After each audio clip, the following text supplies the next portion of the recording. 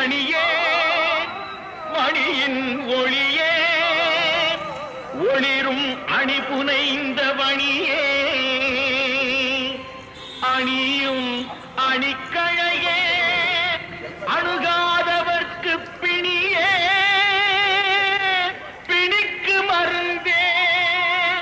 அமரர் பெரும் விருந்தே பணியேன் ஒருவரை நின் பத்ம பாதம் பணிந்த பின்னே சொல்லடி அபிரா